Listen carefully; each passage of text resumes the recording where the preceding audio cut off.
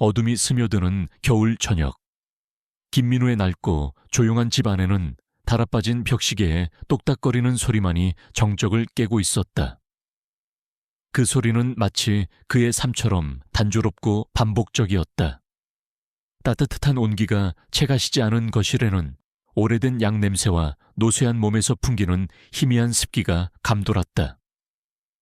텔레비전에서는 의미 없는 연속극 소리가 흘러나왔지만 그 소리는 민우의 귀에 닿지 않았다.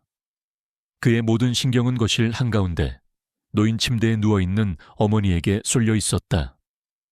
어머니의 얼굴은 세월의 흔적과 치매라는 잔혹한 병으로 인해 깊은 주름으로 가득했지만 그 안에는 여전히 민우에게 익숙한 따뜻함이 남아 있었다.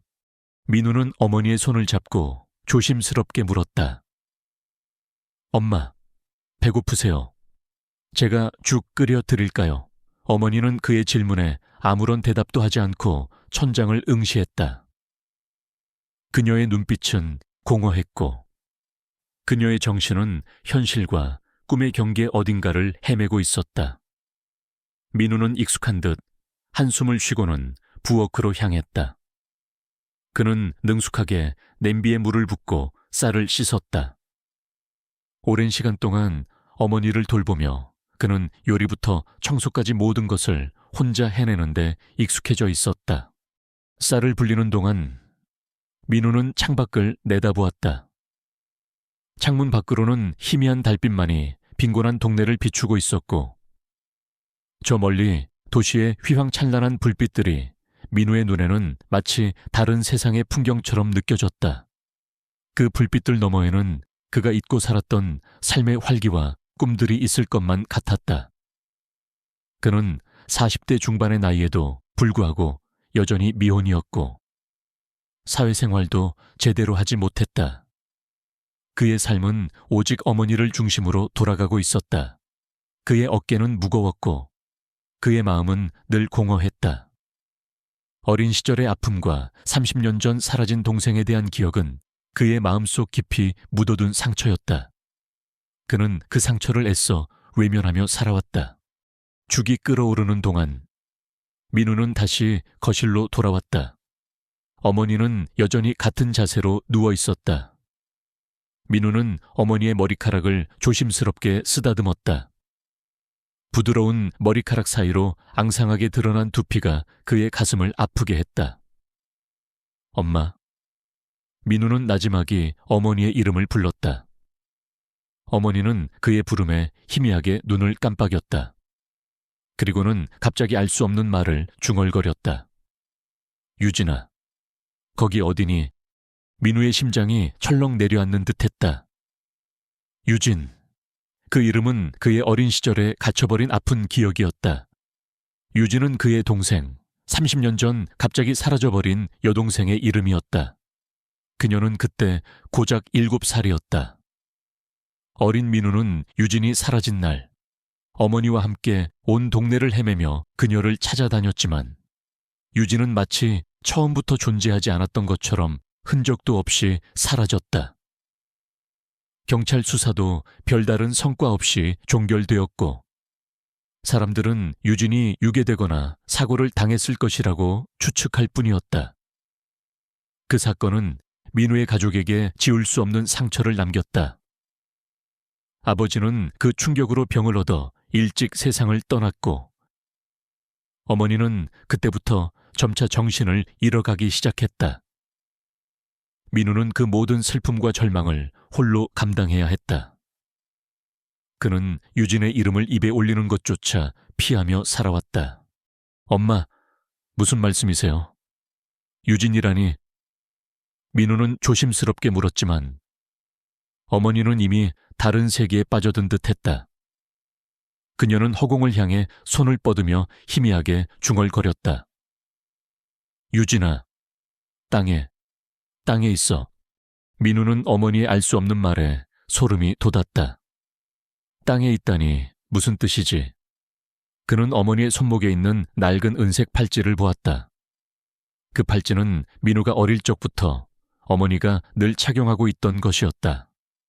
그리고 그 팔찌는 유진이 사라진 날에도 어머니가 하고 있었던 것이었다. 어머니는 팔찌를 만지작거리며 눈빛이 한순간 또렷해지는 듯했지만 이내 다시 흐려졌다. 민우는 죽을 끓여 어머니에게 가져왔다. 어머니는 죽을 잘 받아먹지 못했다. 민우는 인내심을 가지고 한 숟가락씩 어머니의 입에 넣어주었다. 죽을 먹이던 중 어머니는 갑자기 민우의 손목을 잡았다. 그녀의 눈빛은 이전보다 훨씬 또렷해졌다. 그녀는 민우의 손목에 있는 낡고 빛바랜 가죽 팔찌를 손가락으로 쓸어내렸다. 그 팔찌는 민우가 어릴 적부터 늘 착용하고 있던 것이었다. 어머니가 직접 만들어준 것이었다. 민우야, 이 팔찌. 유진이. 어머니는 겨우 몇 마디를 중얼거렸다. 그녀의 목소리에는 간절함이 담겨 있었다. 민우는 어머니의 손에서 희미하게 떨리는 힘을 느꼈다. 그는 어머니의 팔찌와 자신의 팔찌가 언뜻 보면 비슷하다는 것을 깨달았다. 어머니의 팔찌는 은색이었고 자신의 팔찌는 가죽이었지만 두 팔찌에는 공통적으로 작은 나무심 모양의 펜던트가 달려 있었다. 민우는 어머니의 말을 이해할 수 없었지만 어머니의 눈빛에서 어떤 간절한 메시지를 읽었다. 그는 어머니를 돕기 위해 그동안 잊고 살았던 유진의 흔적을 찾아야 할 것 같았다. 하지만 그는 어디서부터 시작해야 할지 알 수 없었다. 30년 전의 기억은 너무나 희미했고 어머니는 이제 그에게 도움을 줄 수 있는 상태가 아니었다. 어느 날 오후 어머니는 평소보다 더 힘겹게 숨을 쉬고 있었다. 민우는 불안감에 휩싸였다. 그는 어머니의 손을 잡고 눈물을 흘렸다. 엄마, 제발 저를 떠나지 마세요. 그의 목소리는 절규에 가까웠다. 어머니는 민우의 눈물을 보았는지 힘겹게 자신의 손을 들어 민우의 뺨을 어루만졌다. 그녀의 손은 차갑고 거칠었지만 그 안에는 민우에게 익숙한 따뜻함이 남아 있었다. 어머니는 마지막 힘을 다해 민우의 손을 잡고 쭈글쭈글한 손가락 사이로 작은 쪽지 하나를 쥐어주었다. 쪽지는 얇고 작아서 쉽게 구겨질 것 같았다. 민우는 쪽지를 받아들었다. 어머니는 민우의 눈을 지그시 바라보았다. 그 눈빛에는 마치 모든 것을 말하고 싶은 듯한 간절함과 함께 30년간 숨겨왔던 어떤 비밀의 무게가 담겨 있었다. 그리고는 힘없이 눈을 감았다.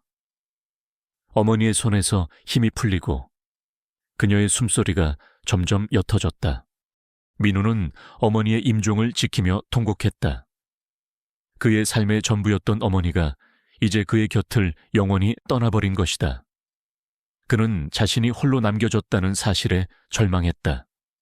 장례식을 치르는 동안 민우는 정신없이 슬픔에 잠겨 있었다. 그는 어머니의 마지막 행동, 손에 쥐어준 쪽지에 대해 생각할 여유조차 없었다. 며칠 후 어머니의 유품을 정리하던 민우는 서랍 속에서 그 작은 쪽지를 다시 발견했다. 쪽지는 얇고 누렇게 변색되어 있었다. 그는 조심스럽게 쪽지를 펼쳤다. 쪽지에는 이상한 기호들과 숫자들, 그리고 몇 개의 단어가 적혀 있었다. 장미, 셋, 벚나무, 아래, 하, 글씨는 어머니의 것이 맞았지만 치매로 인해 알아보기 힘들 정도로 휘갈겨져 있었다. 그러나 그 안에는 알 수 없는 간절함과 의지가 담겨 있었다. 민우는 쪽지를 들고 한참을 바라보았다. 이것이 어머니의 마지막 메시지라는 직감이 들었다. 하지만 무슨 의미인지 알 수 없었다. 그는 과거 어머니가 알 수 없는 말을 중얼거리던 순간들을 떠올렸다. 유진이 땅에 있어.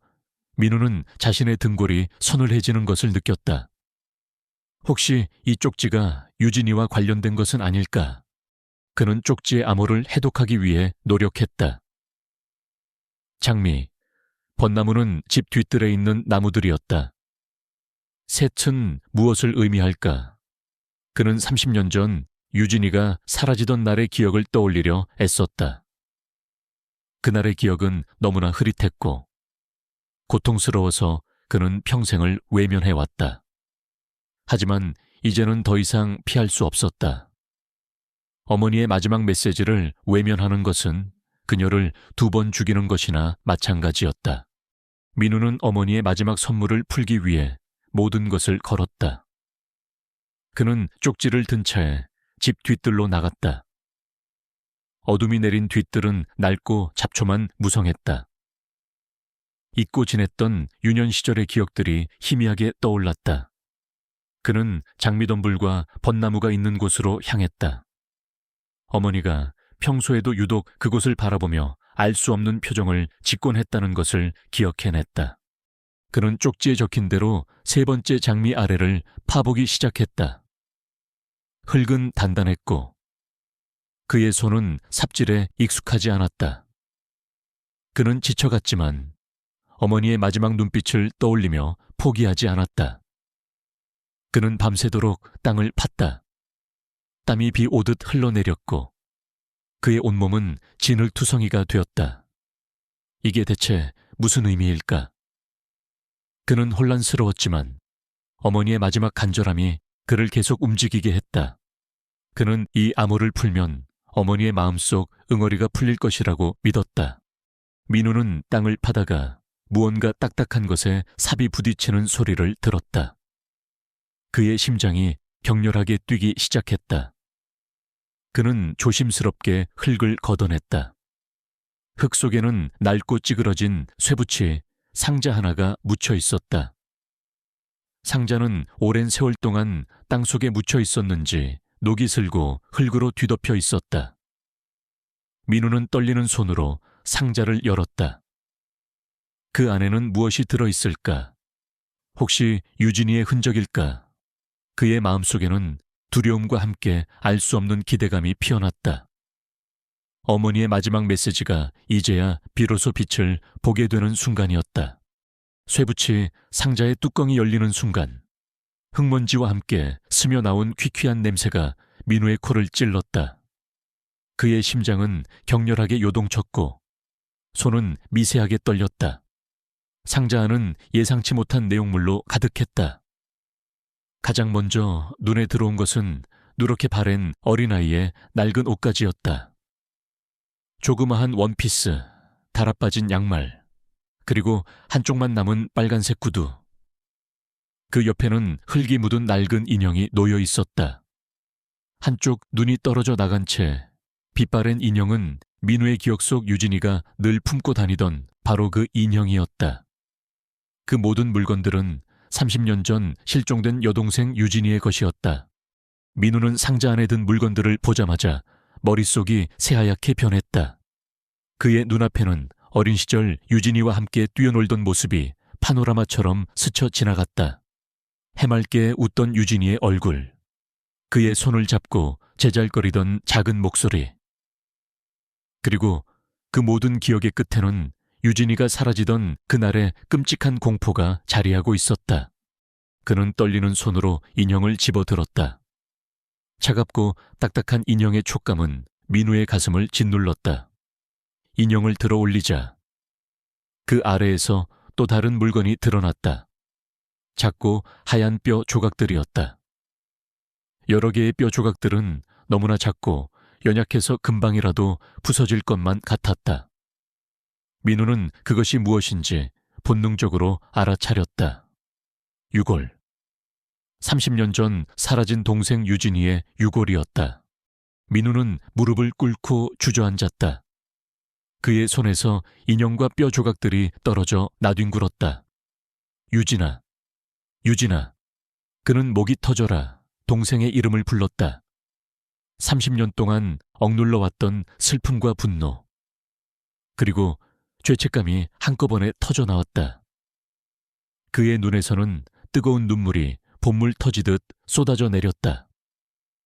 그는 유진이가 죽었을 것이라고 막연히 생각했지만 이렇게 그의 눈앞에 유골로 나타날 줄은 꿈에도 상상하지 못했다. 어머니가 마지막으로 남긴 암호가 바로 이 진실을 위한 것이었다니. 그는 어머니의 간절한 눈빛이 이제야 비로소 이해되었다. 그때 상자 바닥에서 번뜩이는 것이 민우의 눈에 들어왔다. 흙에 절반쯤 파묻혀 있는 은색의 작은 단추였다. 단추에는 묘한 문양이 새겨져 있었는데 민우는 그것이 왠지 모르게 낯설지 않았다. 그는 단추를 집어들고 손으로 흙을 털어냈다. 차갑고 매끄러운 단추의 감촉이 그의 손에 전해졌다. 이 단추는 유진이의 것이 아니었다. 유진이가 입던 옷에는 이런 단추가 없었다. 그럼 이 단추는 누구의 것일까? 유진이와 함께 이곳에 묻힌 또 다른 누군가의 것일까? 아니면 범인의 것일까? 민우의 머릿속에 섬뜩한 생각이 스쳐 지나갔다. 그는 주변을 둘러보았다. 어둠이 짙게 깔린 뒤뜰은 고요했고 아무도 없는 것 같았다. 하지만 민우는 알 수 없는 시선이 자신을 훑는 듯한 느낌을 받았다. 등골이 오싹해졌다. 그는 서둘러 상자를 닫고 흙으로 다시 덮었다. 그리고 유진이의 유골과 인형, 그리고 그 의문의 단추를 조심스럽게 봉투에 담아 품에 안았다. 다음 날 아침 민우는 밤새도록 잠 못 이루고 뒤척였다. 그의 손에 쥐어진 은색 단추는 밤새도록 빛을 발하며 그의 의식을 지배했다. 그는 단추의 문양을 뚫어져라 쳐다보았다. 낯익은 듯 낯선 이 문양이 그의 뇌리 속을 맴돌았다. 그러다 그는 문득 어린 시절의 기억 한 조각을 떠올렸다. 어린 시절 아버지의 옷장 서랍에서 비슷한 문양의 물건을 본 적이 있었다. 아버지가 외출할 때 늘 착용하시던 회중시계였다. 아버지는 그 회중시계의 문양을 가리키며 우리 집안의 가보라고 설명하곤 했다. 하지만 아버지는 유진이가 사라진 후 충격으로 병을 얻어 일찍 세상을 떠났고 그 회중시계는 아버지의 유품 중 하나로 이모부에게 넘어갔던 기억이 어렴풋이 났다. 민우는 더 이상 지체할 수 없었다. 그는 품에 안은 유진이의 유골과 증거물을 가지고 경찰서로 향했다. 30년 전 미제 사건으로 종결되었던 유진이 실종 사건을 다시 수사해달라고 요청하기 위해서였다. 경찰은 민우의 이야기를 듣고 처음에는 반신반의했지만 그가 제시한 유골과 유품, 그리고 은색 단추를 보자마자 태도가 달라졌다. 특히 유골이 발견된 장소가 민우의 집 뒤뜰이라는 사실에 경찰은 심각성을 느끼고 즉시 수사에 착수했다. 경찰은 유골에 대한 DNA 감식과 함께 은색 단추에 대한 정밀 감식을 의뢰했다. 민우는 경찰서에서 진술을 마친 후 집으로 돌아왔다. 그의 마음은 여전히 혼란스러웠지만 이제 진실을 밝혀낼 수 있다는 희망이 조금씩 피어났다. 그는 경찰에게 단추의 문양에 대해 아버지가 가지고 있던 회중시계의 문양과 비슷하다는 이야기를 꺼냈고 이모부에게 그 회중시계가 아직 있는지 물어봐 달라고 부탁했다. 경찰은 민우의 요청을 받아들여 이모부에게 연락을 취했다. 그때 민우의 집 현관문이 열리고 이모부 이성호가 들어섰다. 그는 민우의 어머니, 즉 자신의 누나가 돌아가신 후 민우를 챙겨주는 유일한 친척이었다. 이성호는 푸근한 인상에 늘 인자한 미소를 짓고 있었고 민우에게는 아버지 같은 존재였다. 그는 어머니의 장례식에도 누구보다 슬퍼하며 민우를 위로해 주었다. 하지만 민우는 지금 그의 얼굴에서 묘한 불안감을 읽었다. 민우야, 왜 이렇게 집이 어수선하니? 내 어머니 유품 정리하다가 또 힘든 일 있었니? 이성호는 걱정스러운 표정으로 민우를 보며 말했다. 그의 시선은 민우의 주변을 훑으며 무언가를 찾는 듯했다. 특히 민우가 어젯밤 땅을 팠던 뒤뜰 쪽을 흘끗거리는 것을 민우는 놓치지 않았다. 민우의 손에 들린 은색 단추를 이성호는 아직 보지 못했다. 이모부, 괜찮아요. 그냥 어머니 유품 정리하다가 어릴 적 추억이 떠올라서요. 민우는 애써 태연한 척 대답했다. 그의 마음속에는 알 수 없는 의심이 피어올랐다. 이성호는 민우의 대답에 안심하는 듯했지만 그의 눈빛은 여전히 불안하게 흔들렸다. 그는 민우의 집을 둘러보며 말했다. 내 어머니 돌아가시고 혼자 살려면 힘들지. 이모부가 옆집으로 이사와서 네 곁에서 돌봐줄까? 이 집도 오래돼서 영 좋지 못하니 이모부가 새 집으로 이사가는 걸 도와줄 수도 있고. 이성호는 은근히 집을 팔거나 비우라는 뉘앙스로 말을 건넸다. 민우는 이성호의 말을 들으며 의심이 더욱 짙어졌다. 어머니의 마지막 메시지, 유진이의 유골, 그리고 이모부의 수상한 행동. 이 모든 것이 마치 하나의 거대한 그림을 그리고 있는 것 같았다. 민우는 어릴 적 어머니가 유진이에 대한 이야기를 할 때마다 이모부가 항상 말을 돌리거나 화제를 바꾸려 했던 것을 기억해냈다. 그때는 단순한 우연이라고 생각했지만 이제는 모든 것이 다르게 보였다. 그날 저녁, 민우는 이성호를 저녁 식사에 초대했다. 식탁에는 평범한 반찬들이 놓여 있었지만 민우의 마음속에는 폭풍이 몰아치고 있었다. 식사 도중 민우는 일부러 화제를 이성호에게 넘어갔던 아버지의 유품인 회중시계로 돌렸다. 이모부, 혹시 아버지께서 남기신 회중시계 아직 가지고 계세요? 어릴 적에 제가 정말 좋아했던 시계인데. 민우는 이성호의 표정을 살피며 물었다. 이성호의 얼굴이 순간적으로 굳어졌다. 그는 젓가락을 들고 있던 손을 멈칫했다. 아, 그 시계 말이지. 그럼 이모부가 잘 보관하고 있지. 왜 갑자기 그걸 묻니? 그의 목소리는 조금 떨렸다. 아니요, 그냥 갑자기 생각나서요. 그 시계에 새겨진 문양이 참 특이했잖아요. 꼭 우리 집안의 문양 같기도 하고. 민우는 말을 이어가며 품속에 넣어둔 은색 단추를 만지작거렸다. 이성호는 불안한 듯 헛기침을 했다. 하하, 문양이라니. 오래된 시계라 이모부도 잘 모르겠구나. 늙으니까 기억도 가물가물해서. 그는 애써 웃으며 화제를 돌리려 했다.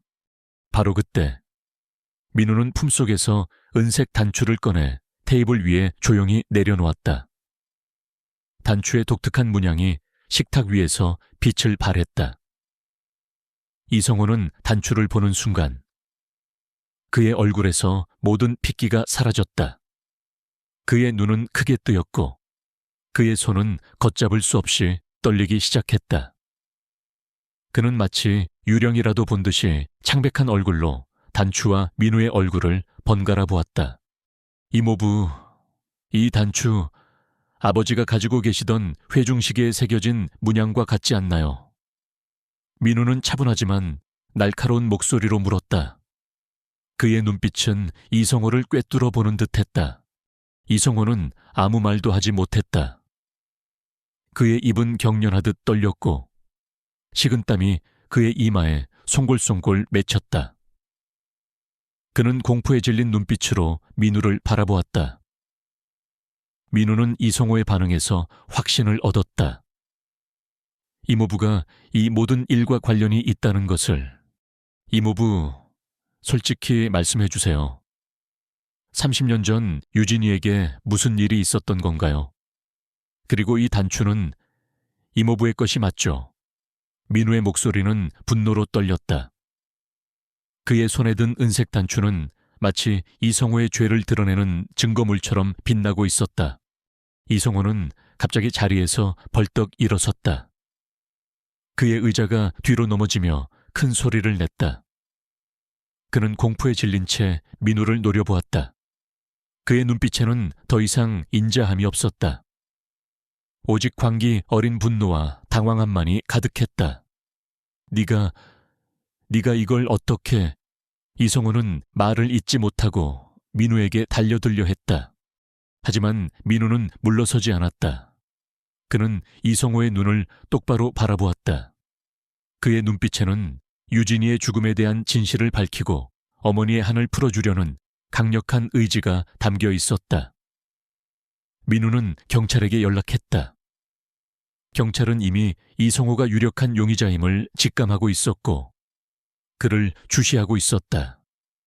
민우가 그에게 결정적인 증거를 제시하자 경찰은 이성호를 긴급 체포하기 위해 즉시 출동했다. 경찰이 집으로 들어오자 이성호는 더욱 발악했다. 놓아라, 나는 아무것도 몰라. 네가 나를 함정에 빠뜨린 거야. 그는 민우를 향해 소리 질렀지만 그의 목소리는 이미 힘을 잃고 있었다. 그는 민우의 눈에 비친 자신의 추악한 모습을 보았다. 그가 30년 동안 숨겨왔던 비밀이 이제 만천에 드러나는 순간이었다. 민우는 이성호가 경찰에게 끌려가는 모습을 말없이 지켜보았다. 그의 심장은 고통스러웠다. 아버지 같았던 이모부가 사실은 동생을 죽인 살인자였다니. 그는 자신의 눈앞에 펼쳐진 현실을 믿을 수 없었다. 하지만 동시에 어머니의 마지막 바람을 이루어 주었다는 안도감과 유진이에게 정의를 찾아주었다는 작은 희망이 그의 마음속에 피어났다. 그는 테이블 위에 놓인 은색 단추를 다시 집어들었다. 단추는 여전히 빛나고 있었다. 이 단추는 30년 전의 비극적인 진실을 밝혀낸 결정적인 증거였다. 민우는 어머니의 손목에 있는 은색 팔찌와 자신의 가죽 팔찌에 달린 나무십 펜던트를 번갈아 보았다. 어머니는 이 모든 것을 알고 있었던 것이다. 치매 속에서도 그녀는 아들을 위해 마지막 메시지를 남겼고 민우는 그 메시지를 해독하여 진실을 밝혀냈다. 그는 어머니의 사랑이 얼마나 위대했는지, 그리고 그 사랑이 얼마나 집요하게 진실을 추구했는지 다시 한번 깨달았다.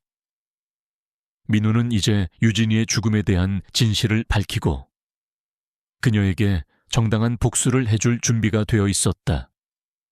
그의 오랜 침묵과 고통은 이제 강력한 정의의 힘으로 폭발할 것이었다. 이모부 이성호가 경찰에 체포되어 끌려나가는 모습을 김민우는 멍하니 지켜보았다. 그의 심장은 마치 얼음장처럼 차가웠고 동시에 뜨거운 용암처럼 끓어올랐다. 평생 아버지처럼 믿고 따랐던 이모부가 사실은 30년 전 동생 유진이를 죽이고 그 진실을 묻어버린 살인자였다니. 그의 세계는 한순간에 산산조각 나는 듯했다. 그의 뇌리 속에는 이모부의 인자했던 미소와 유진이의 해맑은 웃음이 교차하며 섬뜩한 잔상을 남겼다. 그 잔상은 그의 삶을 지탱해온 모든 믿음을 흔들었다. 경찰이 이성호를 연행해 간 후 민우의 집은 다시 정적에 휩싸였다. 그러나 그 정적은 더 이상 평화롭지 않았다. 그것은 30년간 억압되어 있던 비극적인 진실이 숨쉬는 듯한 섬뜩한 침묵이었다. 민우는 거실 한가운데에 주저앉았다. 그의 손에는 여전히 이성호의 죄를 증명하는 은색 단추가 쥐어져 있었다. 단추는 차가웠지만 그의 손은 땀으로 축축했다.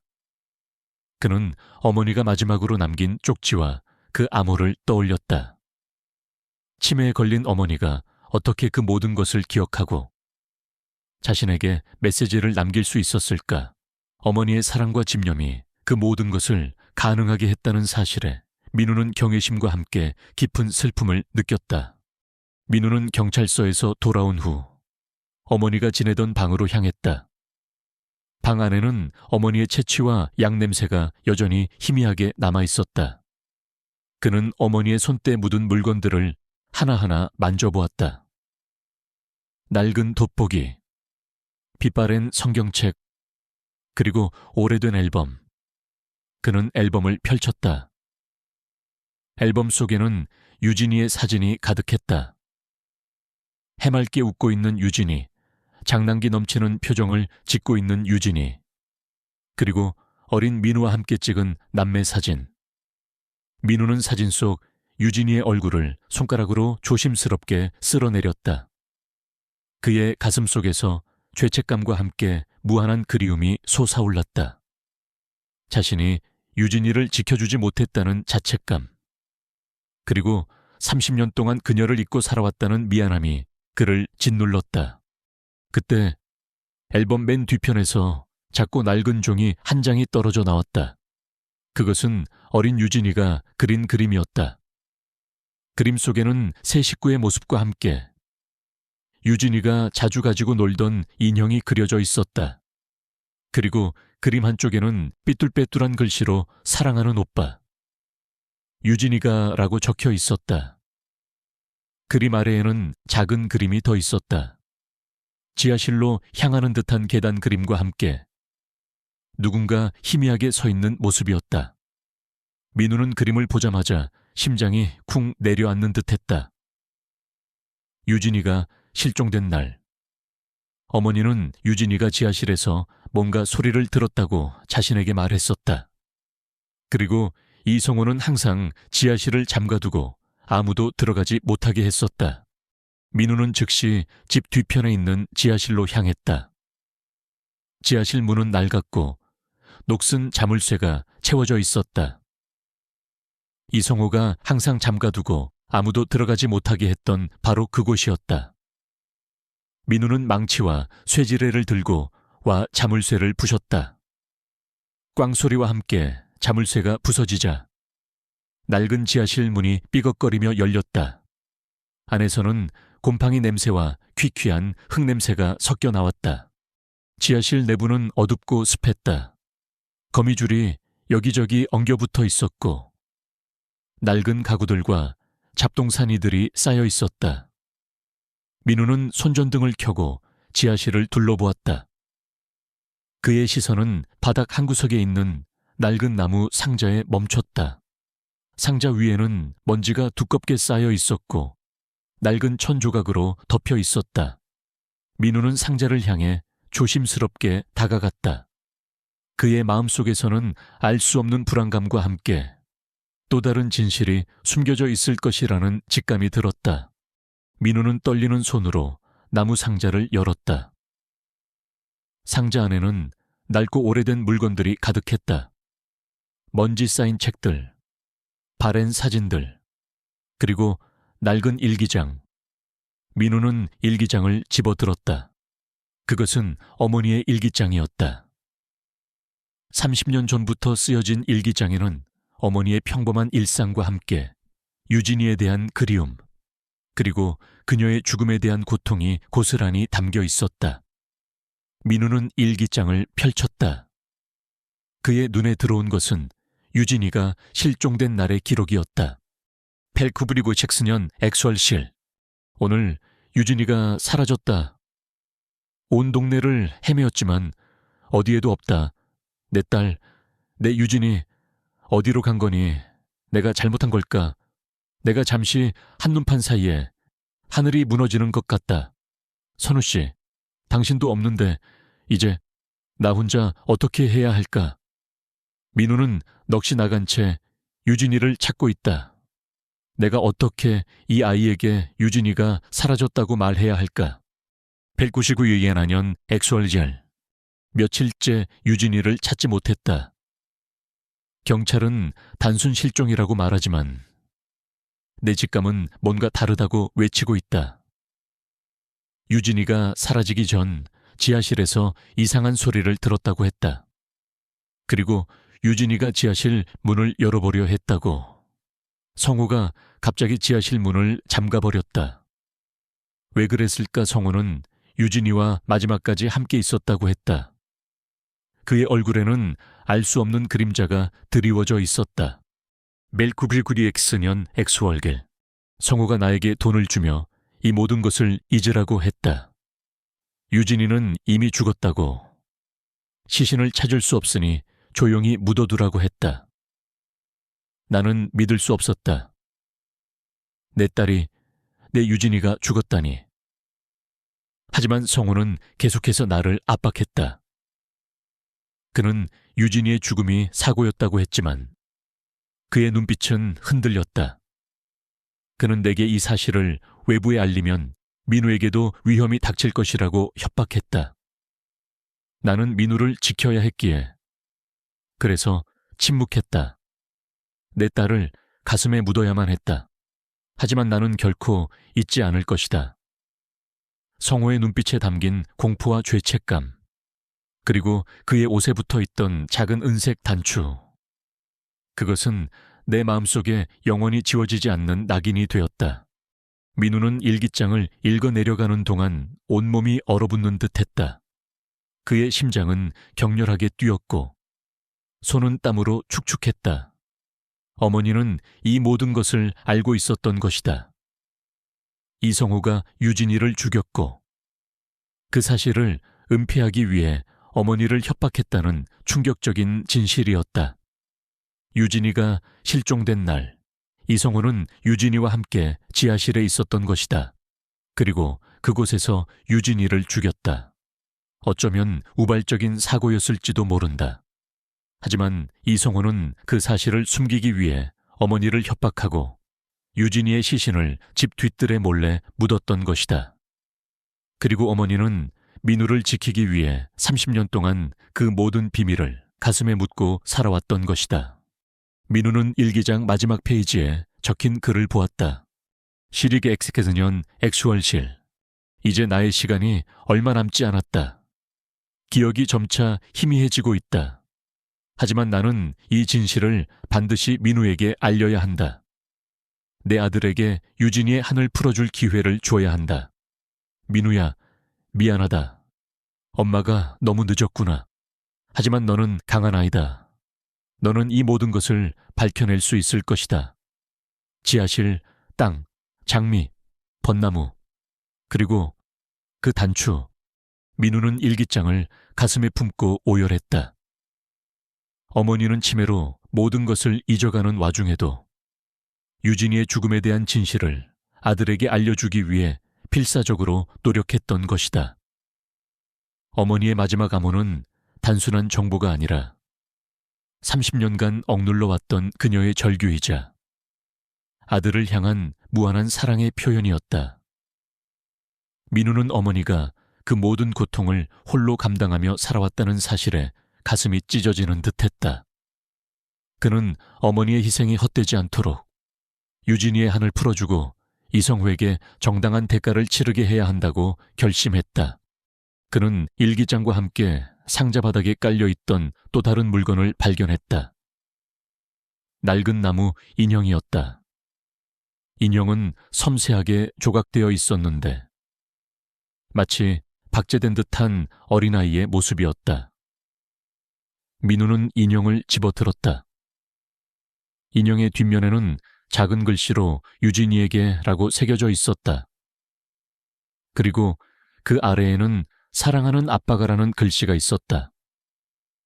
이 인형은 아버지가 유진이에게 직접 만들어준 것이었다. 인형의 팔에는 낡고 빛바랜 은색 팔찌가 채워져 있었다. 그것은 민우의 어머니가 늘 차고 있던 그 팔찌와 똑같은 모양이었다.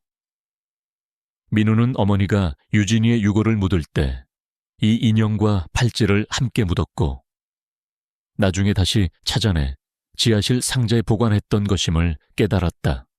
이 모든 증거들은 이성호가 유진이의 죽음에 깊이 연루되어 있으며 어머니를 협박하여 진실을 은폐하려 했다는 것을 명백히 보여주었다. 민우는 어머니의 일기장과 유진이의 그림, 그리고 은색 단추를 다시 한번 확인했다. 이 모든 것이 마치 하나의 그림처럼 연결되어 이성호의 죄를 가리키고 있었다. 그는 즉시 경찰서로 다시 향했다. 그는 담당 형사에게 어머니의 일기장과 유진이의 그림, 그리고 지하실에서 발견된 모든 증거물들을 제시했다. 형사는 민우가 내민 증거들을 보고 충격을 금치 못했다. 특히 어머니의 일기장에는 이성호가 유진이의 죽음을 은폐하고 협박했던 내용이 상세히 기록되어 있었고 그 내용들은 은색 단추와 유진이의 유골 발견 장소 등 모든 퍼즐 조각과 일치했다. 김민우 씨, 이 증거들은 이성호 씨를 살인 및 사체 유기, 그리고 협박 혐의로 기소하기에 충분합니다.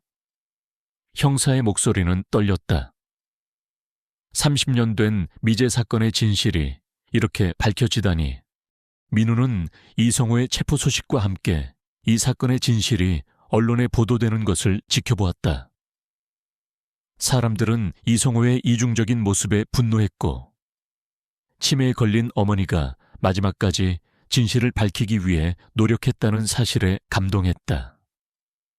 민우는 어머니와 유진이에게 정당한 복수를 해줄 수 있게 되었다는 생각에 복잡한 감정을 느꼈다. 민우는 이성호가 유치장에 갇혀 있다는 소식을 듣고 그를 찾아갔다. 차가운 유치장 면회실에서 이성호는 민우를 보자마자 증오심 가득한 눈빛으로 노려보았다. 그의 얼굴은 초췌했고 그의 눈에는 공포와 함께 체념이 드리워져 있었다. 네가 결국 여기까지 할 줄이야. 네 어머니도 똑같더니. 이성호는 이를 악물고 말했다. 이모부, 왜 그랬어요? 왜 유진이를? 그리고 왜 엄마에게 그런 끔찍한 일을? 민우의 목소리는 떨렸지만 그의 눈빛은 흔들림 없었다. 이성호는 비웃듯이 말했다. 그 아이가 그날따라 너무 말을 듣지 않았어. 지하실에 들어가지 말라고 했는데 자꾸 장난을 치다가 계단에서 넘어졌어. 난 너무 놀랐고 무서웠어.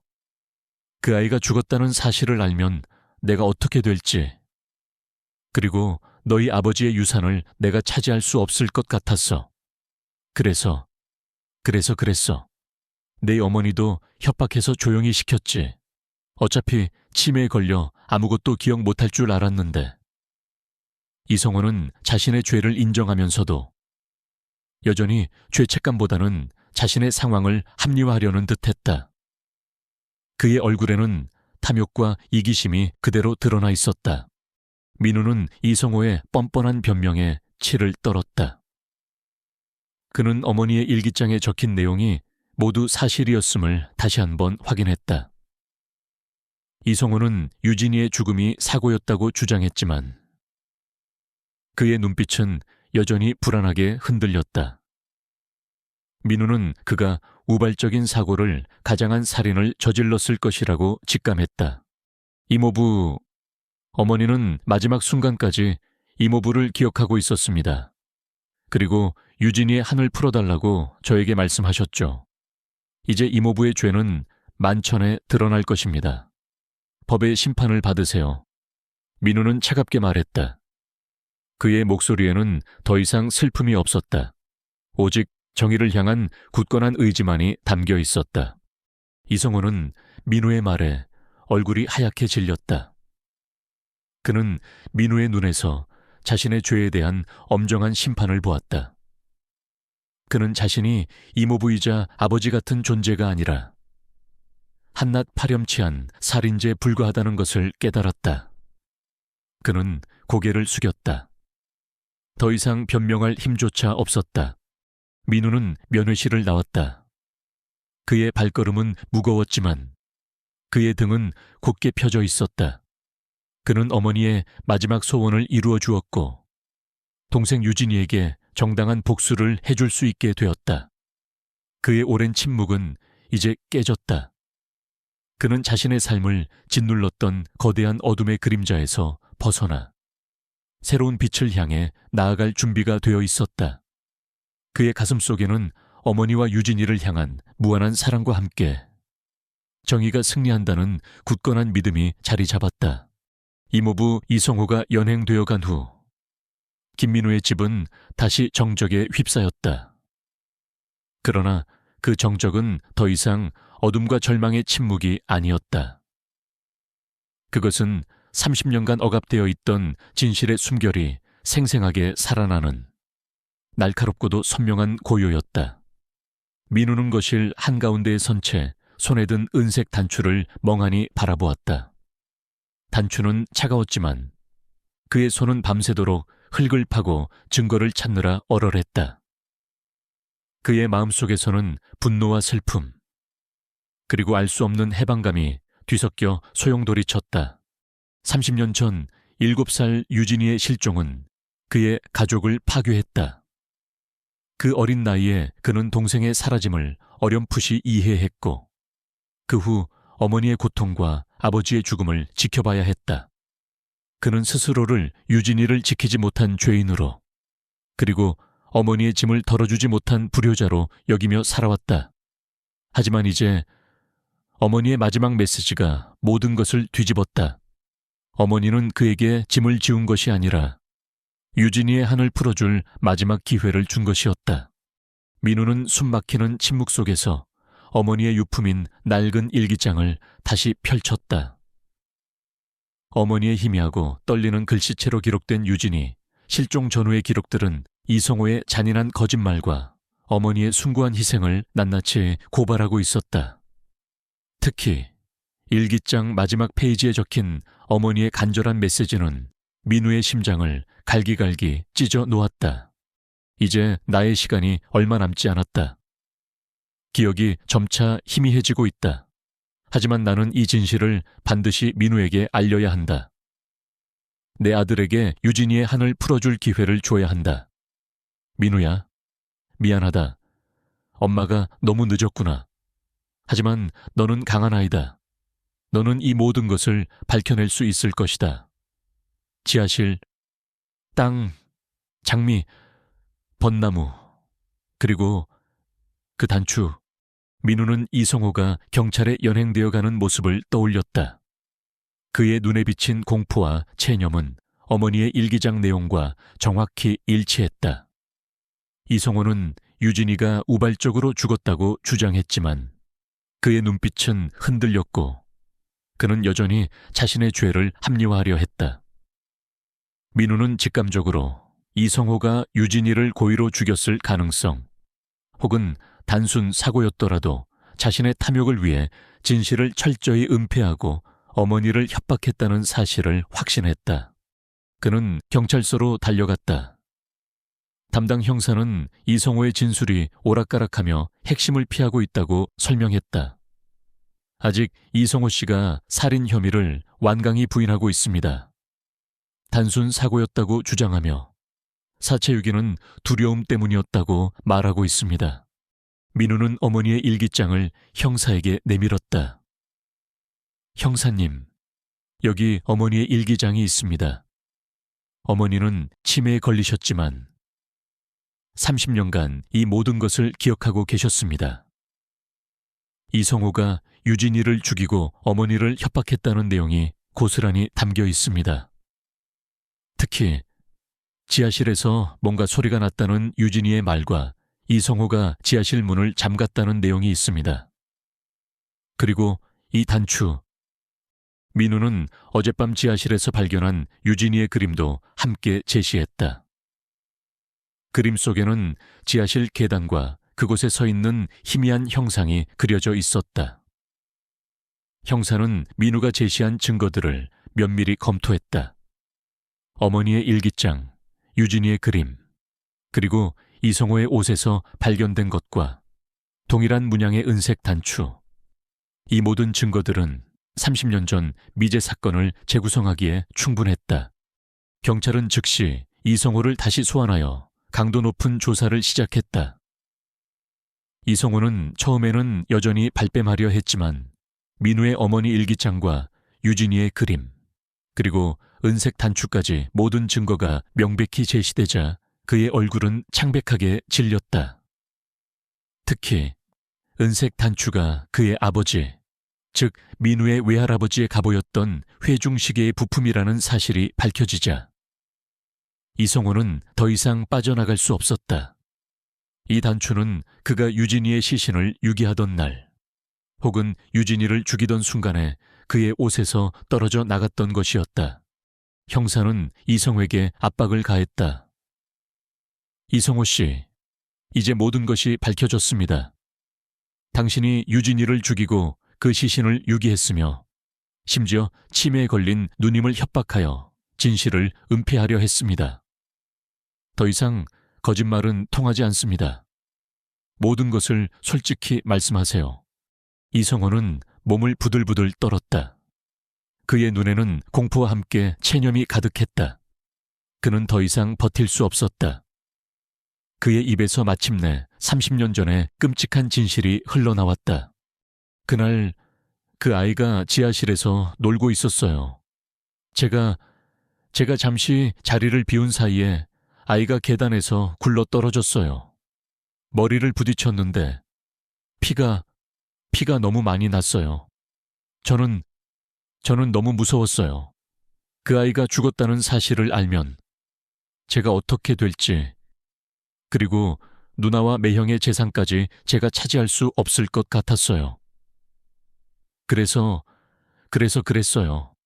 아이를 뒤뜰에 묻고 누나를 협박했어요.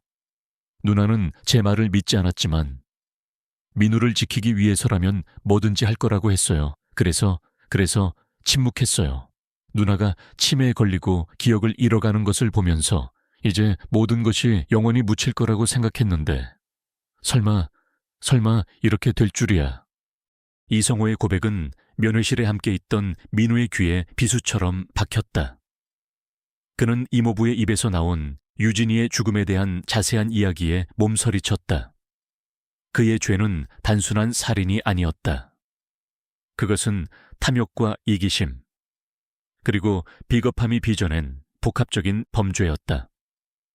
그는 자신의 죄를 정당화하기 위해 유진이의 죽음을 우발적인 사고로 위장하고 어머니의 치매를 이용하려 했다.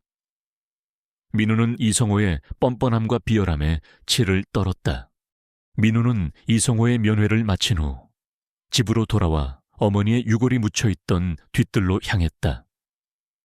그곳에는 30년 전 유진이의 유골이 발견되었던 흙 구덩이가 남아있었다. 민우는 그곳에 주저앉아 흙을 움켜쥐었다. 그의 눈에서는 뜨거운 눈물이 다시 흘러내렸다.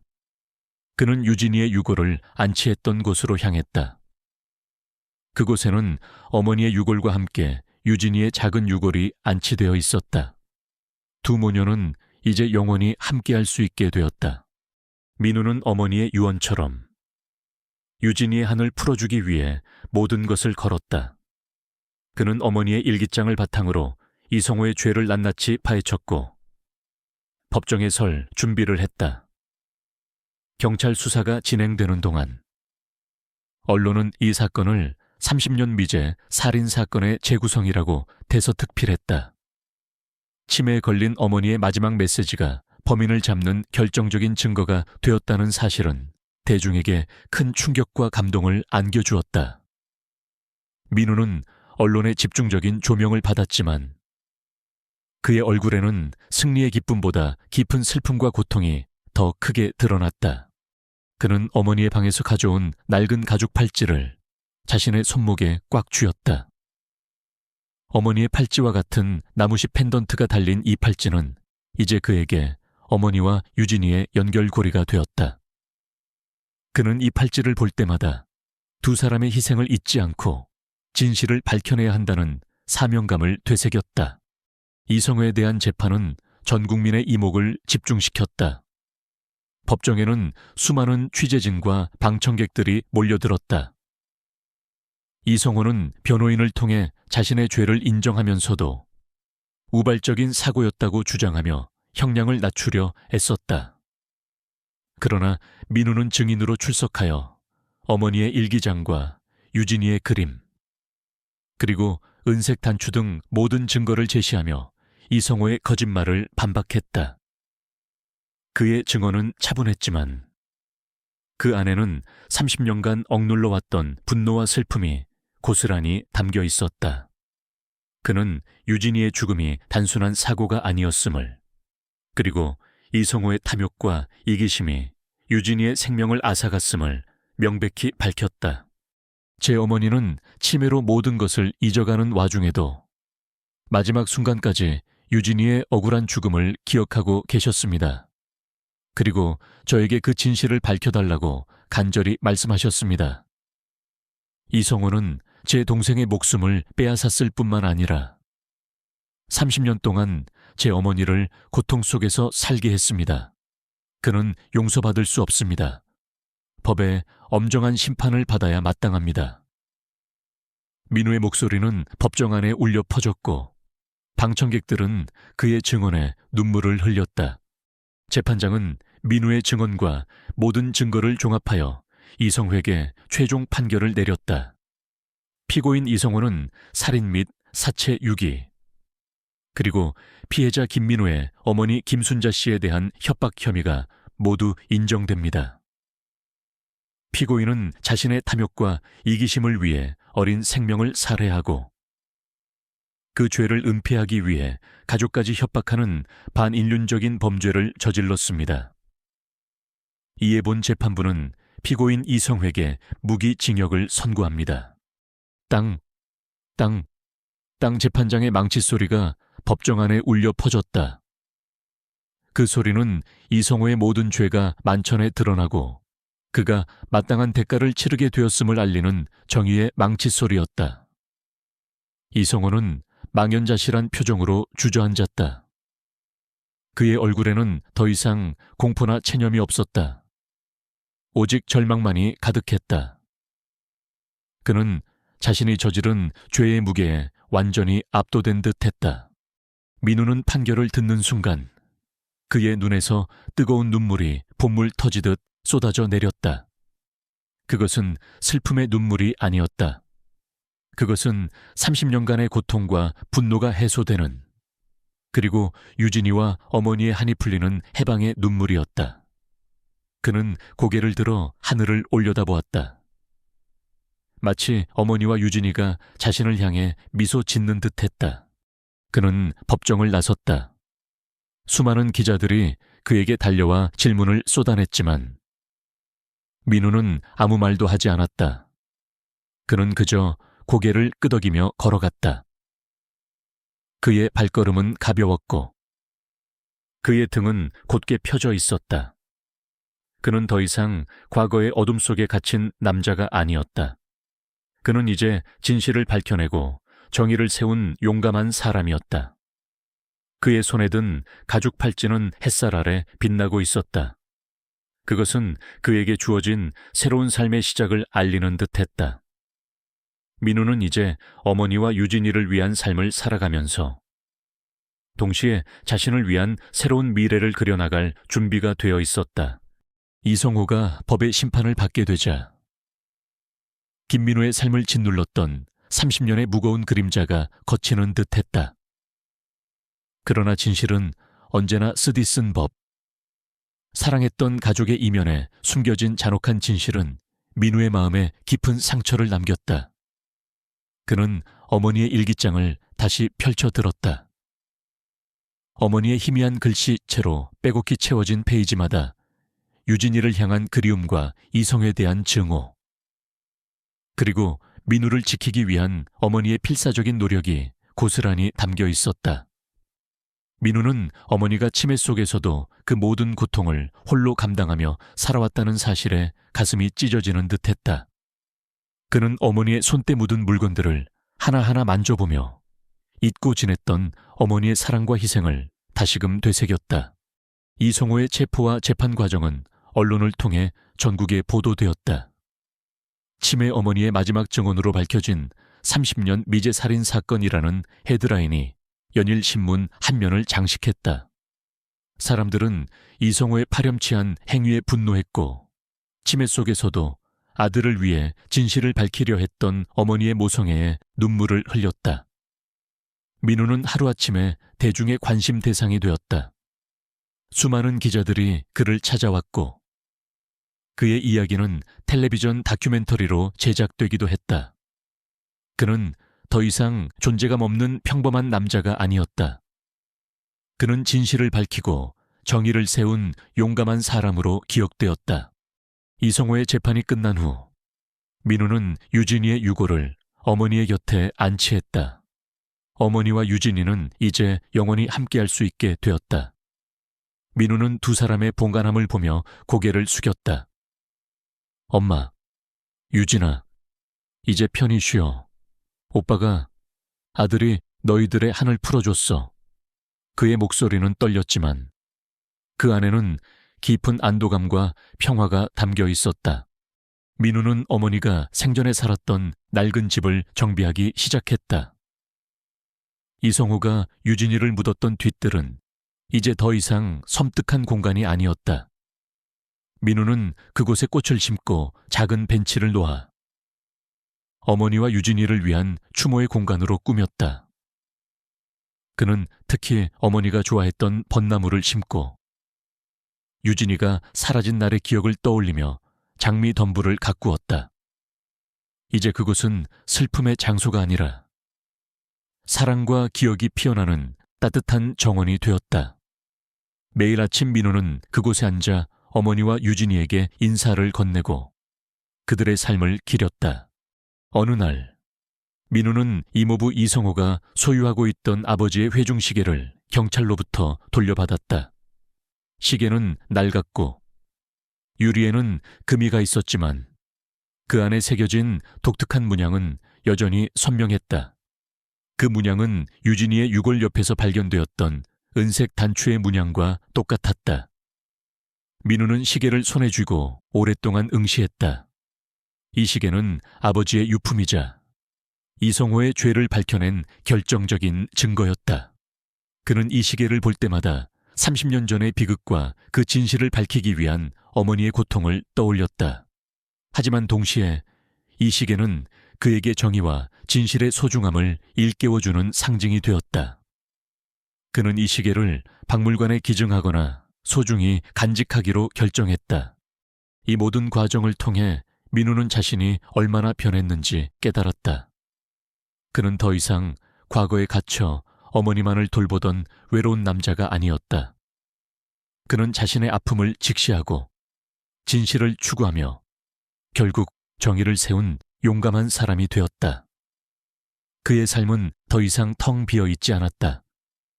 어머니와 유진이를 위한 삶을 살아가면서 그는 자신만의 새로운 길을 찾기 시작했다. 그는 어머니를 돌보면서 알게 된 치매 환자와 가족들의 어려움에 깊이 공감하게 되었다. 민우는 자신의 경험을 바탕으로 이들을 돕기 위한 활동에 참여하기 시작했다.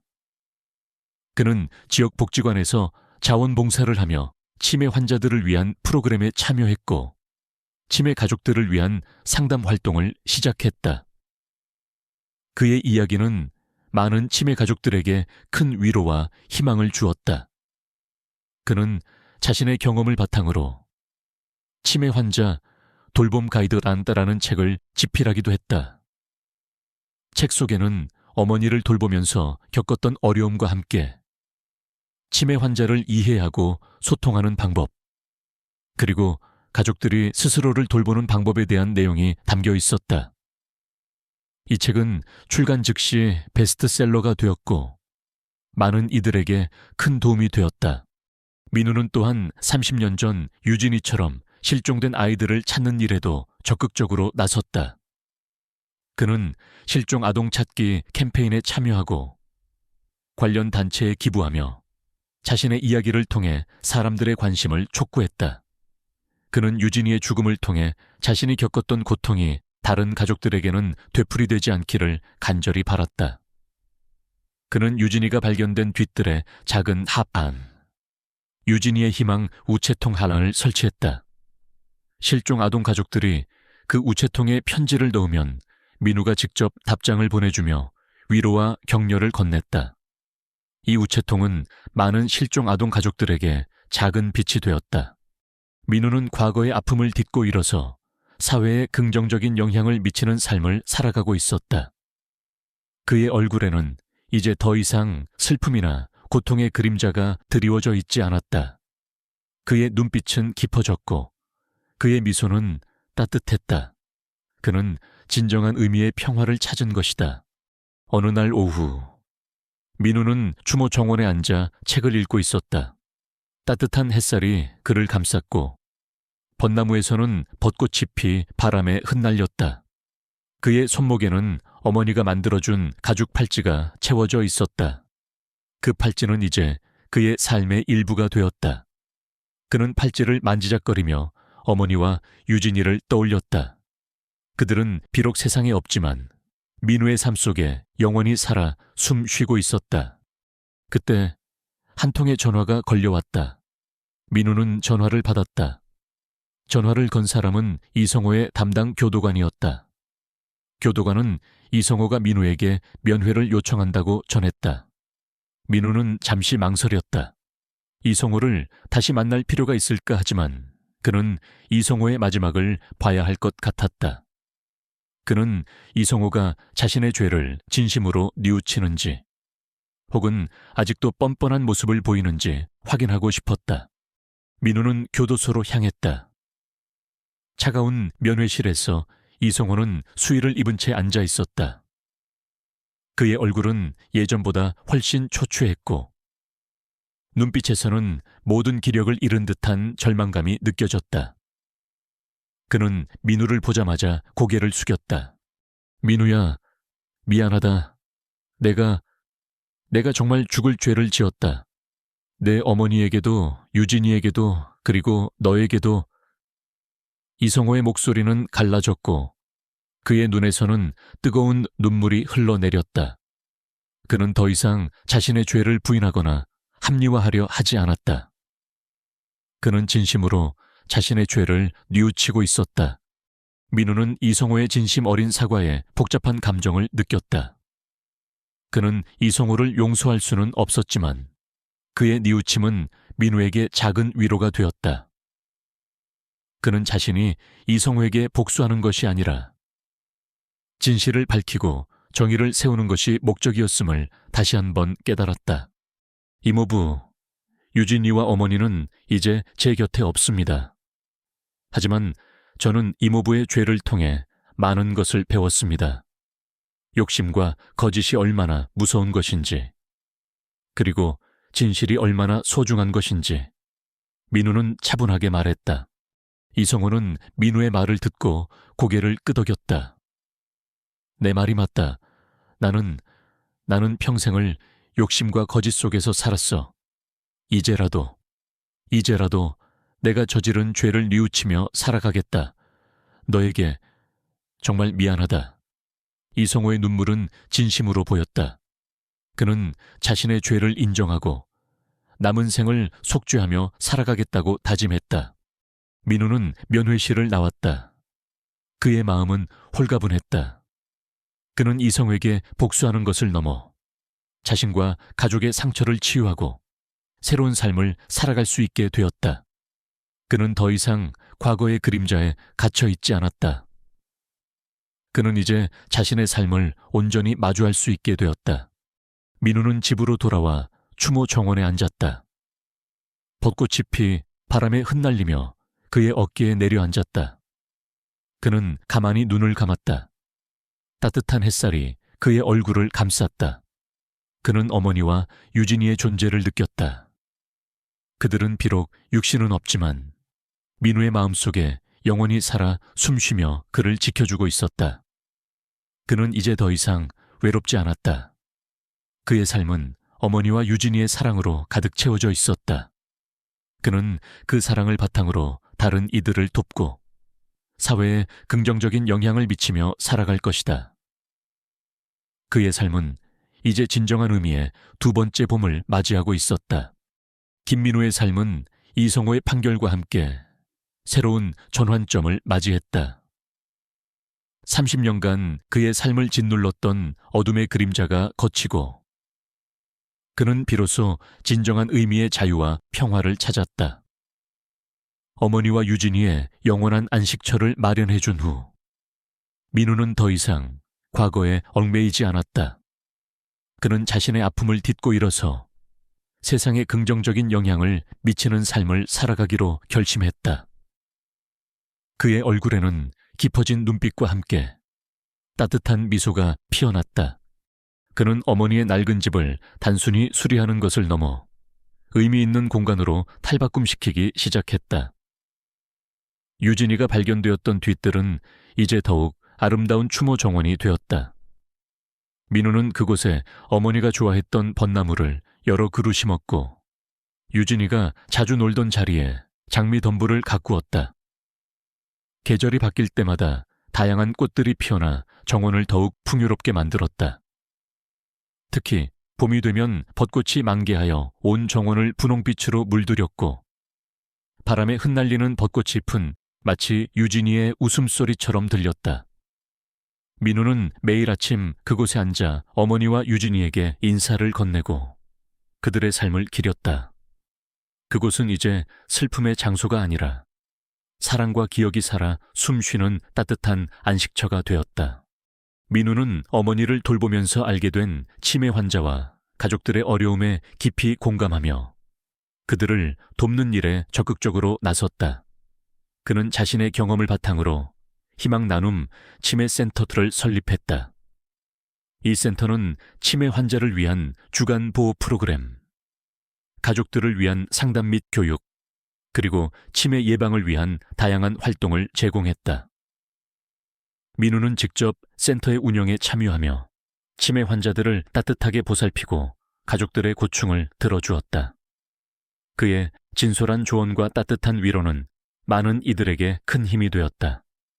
그는 센터에서 매주 기억 찾기 프로그램을 진행했는데 이는 치매 환자들이 옛 노래를 부르거나 오래된 사진을 보며 잃어버린 기억의 조각들을 떠올리게 하는 활동이었다.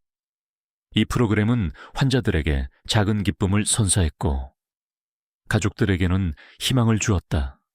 그는 또한 잃어버린 아이들을 찾아서라는 캠페인을 시작했다. 이는 유진이처럼 갑작스럽게 사라진 아이들을 찾는데 사회적 관심을 촉구하고 실종 아동 가족들을 지원하는 활동이었다. 민우는 캠페인에 직접 참여하여 자신의 이야기를 나누고 실종 아동 찾기 모금 활동을 전개했다. 그는 유진이가 발견된 뒤뜰에 설치했던 유진이의 희망 우체통을 센터로 옮겨왔다.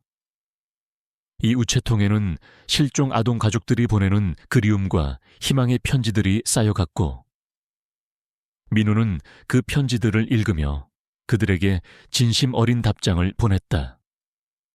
이 우체통은 많은 이들에게 작은 위로와 함께 혼자가 아니다라는 메시지를 전달했다. 민우의 이야기는 다큐멘터리와 책을 통해 더욱 널리 알려졌다. 그는 이제 사회운동가이자 작가로서 자신의 아픔을 딛고 일어서 다른 이들에게 희망을 전하는 존재가 되었다. 그의 삶은 더 이상 어둡고 고립된 것이 아니었다. 그는 세상과 소통하며 자신의 경험을 통해 빛을 비추는 삶을 살고 있었다.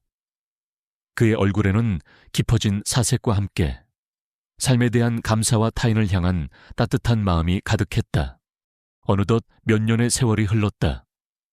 민우가 설립한 희망 나눔 치매 센터는 크게 성장하여 전국 각지에 분점을 두게 되었다. 잃어버린 아이들을 찾아서 캠페인도 전국적인 운동으로 확산되어 많은 실종 아동들이 가족의 품으로 돌아올 수 있었다. 민우는 이제 더 이상 어딘가 불안해 보이던 과거의 그 남자가 아니었다. 그는 삶의 목적을 찾았고 그 목적을 위해 열정적으로 살아가는 진정한 리더가 되었다. 그는 여전히 어머니가 만들어준 낡은 가죽 팔찌를 손목에 차고 있었다. 팔찌는 세월의 흔적을 고스란히 담고 있었지만 그 안에 새겨진 나무십 펜던트는 여전히 반짝였다.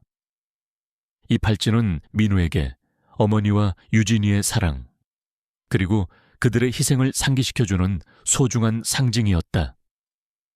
그는 이 팔찌를 볼 때마다 자신이 걸어야 할 정의로운 길을 다시 한번 되새겼다. 따뜻한 햇살이 가득한 봄날 오후, 민우는 희망 나눔 치매센터의 추모 정원에 앉아 있었다. 정원에는 벚꽃이 만개하여 아름다운 분홍빛으로 물들어 있었다. 민우의 곁에는 치매센터의 자원봉사자들이 함께 앉아 있었고 그들 중에는 과거 민우와 함께 어머니를 돌봤던 전문가도 있었다. 그녀는 민우의 변화와 성장을 누구보다 가까이서 지켜본 사람으로서 그를 진심으로 존경했다. 민우 씨, 센터가 이렇게까지 성장할 줄은 정말 몰랐습니다. 모두 민우 씨의 진심과 노력 덕분입니다. 그녀는 민우에게 따뜻한 미소를 지었다. 민우는 고개를 끄덕였다. 모든 것이 어머니와 유진이 덕분입니다. 그들이 저에게 이 길을 알려주셨으니까요. 그리고 함께 해주시는 여러분이 있었기에 가능했습니다. 그때 저 멀리서 한 가족이 정원 안으로 들어왔다. 그 가족은 며칠 전 잃어버린 아이들을 찾아서 캠페인을 통해 극적으로 상봉하게 된 실종 아동 가족이었다. 아이는 엄마의 손을 꼭 잡고 해맑게 웃고 있었다. 민우는 그 모습을 보며 가슴이 뭉클해졌다. 그는 그 아이의 웃음 속에서 유진이의 모습을 보았다. 그는 자신이 유진이에게 해줄 수 없었던 것을 다른 아이들에게 해줄 수 있다는 사실에 큰 보람을 느꼈다. 가족은 민우에게 다가와 고개를 숙였다. 선생님, 정말 감사합니다. 덕분에 저희 아이를 다시 찾을 수 있었습니다. 평생 은혜 잊지 않겠습니다. 민우는 아이의 머리를 조심스럽게 쓰다듬었다. 아니요, 제가 감사합니다. 아이가 건강하게 돌아와 줘서 정말 기쁩니다. 이제 행복하게 사세요. 그의 목소리에는 진심이 담겨 있었다. 민우는 가족이 정원을 떠나는 모습을 물끄러미 바라보았다. 그의 눈에는 희미한 눈물이 고였지만 그것은 슬픔의 눈물이 아니었다. 그것은 희망과 행복, 그리고 삶의 아름다움에 대한 감격의 눈물이었다. 그는 이제 더 이상 과거의 비극에 갇혀 있지 않았다. 그는 자신의 아픔을 통해 다른 이들에게 빛을 비추고 세상에 긍정적인 변화를 만들어내는 삶을 살고 있었다. 그는 벚꽃이 피 흩날리는 정원 한가운데에 앉아 하늘을 올려다보았다. 따뜻한 햇살이 그의 얼굴을 감쌌고 부드러운 바람이 그의 뺨을 스쳐 지나갔다. 그는 어머니와 유진이의 존재를 느꼈다. 그들은 비록 세상에 없지만 민우의 삶 속에 영원히 살아 숨쉬며 그를 지켜주고 있었다. 그의 가슴 속에는 평화로운 미소가 번져 있었다. 그는 이제 더 이상 외롭지 않았다. 그의 삶은 사랑과 희망, 그리고 다른 이들을 위한 봉사로 가득 채워져 있었다. 민우는 이제 진정한 의미의 두 번째 봄을 맞이하고 있었다. 그의 삶은 어머니의 마지막 메시지가 시작된 곳에서 새로운 희망의 꽃을 피우고 있었다. 여러분의 인생에도 두 번째 봄이 찾아오길 차. 사랑하는 시청자 여러분, 오늘 이야기는 어떠셨나요? 치매 걸린 어머니의 마지막 메시지가 30년 전 실종된 동생의 진실을 밝혀내고 그 진실이 한 남자의 삶을 어떻게 변화시켰는지, 이 모든 이야기가 여러분의 마음속에 깊은 울림을 주었기를 바랍니다. 김민우 씨의 이야기는 우리에게 진정한 사랑과 희생의 의미를 다시 한번 일깨워줍니다. 세상에는 아직도 숨겨진 아픔과 고통이 많지만 결국 진실은 밝혀지고 정의는 승리한다는 희망을 보여주죠. 그리고 가장 중요한 것은 우리가 그 아픔을 어떻게 극복하고 어떻게 다른 이들에게 긍정적인 영향을 미치느냐 하는 것입니다. 그의 이야기가 오늘을 살아가는 여러분에게 작은 위로와 큰 용기가 되었으면 좋겠습니다. 혹시 지금 여러분의 삶에도 풀리지 않는 비밀이나 마주하기 두려운 진실이 있나요? 아니면 포기하고 싶은 순간들이 찾아왔나요? 민우 씨처럼. 우리 모두는 때로는 고통스러운 선택을 마주하고 상처받기도 합니다. 하지만 그 과정을 통해 우리는 더욱 단단해지고 진정한 의미의 나를 찾아갈 수 있습니다. 여러분도 자신의 삶을 포기하지 않고 용기 있게 한 걸음 더 나아가세요. 여러분의 아픔이 결국 여러분을 더욱 빛나게 할 두 번째 봄을 위한 밑거름이 될 것입니다. 오늘 이야기가 마음에 드셨다면 좋아요와 구독 부탁드립니다. 그리고 알림 설정도 잊지 마세요. 다음번에도 여러분의 마음을 울릴 감동적인 이야기로 다시 찾아오겠습니다. 여러분의 댓글과 응원은 저에게 큰 힘이 됩니다. 다음 이야기에서 만나요. 감사합니다.